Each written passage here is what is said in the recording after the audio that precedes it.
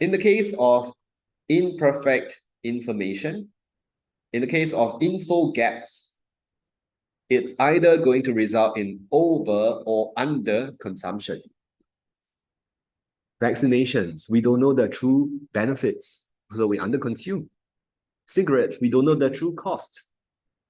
We overconsume. Okay? We don't talk about info gaps from a production point of view. It's only consumption. Okay? Because we don't say producers don't know the cost and revenue. No, they always know. It's really a case of consumption. Okay? What about info asymmetry? This particular H2 concept, you check your notes. Okay? They will either talk about over, under consumption, or zero production. I have some notes on this. I'll share with you later. Okay. Can anyone share with me, in the case of factor immobility, what's the problem here? Hello? In the case of factor immobility, why is there loss of AE? Any idea? AE is lost. Factor immobility. What's the problem here?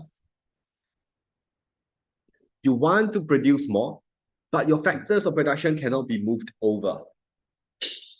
You want to have more doctors, more nurses in Singapore, but you need years of training, so you cannot provide enough healthcare. That has to be a case of underproduction. You follow that? Okay. So, this is just to give you a sense of why we talk about loss of AE in market failure. Okay. In fact, if you are familiar with the concept of market dominance, these are H2. Okay. If you are familiar with the concept of market dominance, it's also under production.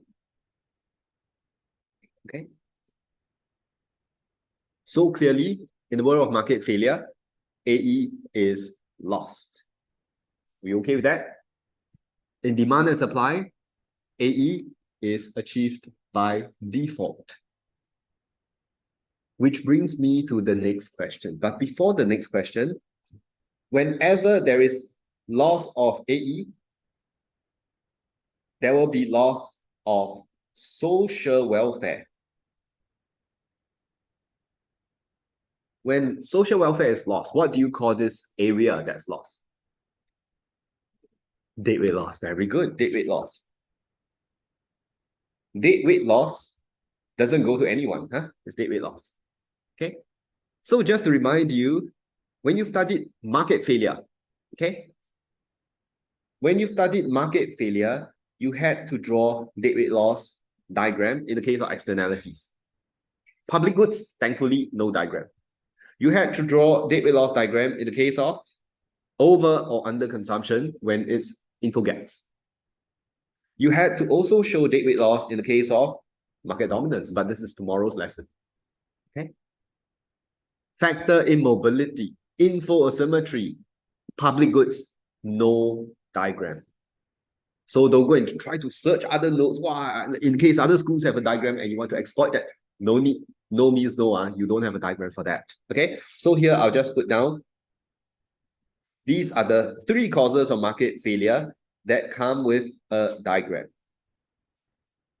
I know some people say, wow, I have to draw a diagram. But actually, if you think a bit deeper, you actually like questions with a diagram. Why? Because you know exactly what to write and how to score. Usually when you have questions without a diagram, like market failure, they ask you about factor immobility, they ask you about info asymmetry. You like it, man? I don't think so. You prefer very rehearsed ones, like externalities. Draw diagram, standard write out, problem solved, right?